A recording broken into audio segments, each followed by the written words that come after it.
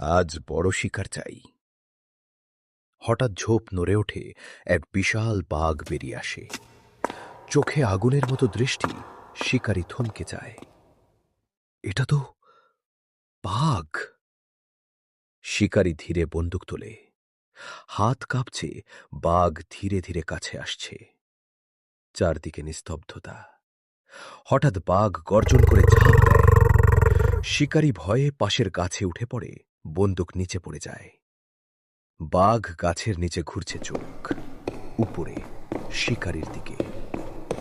শিকারী ঘামছে, ভয়ে কাঁপছে।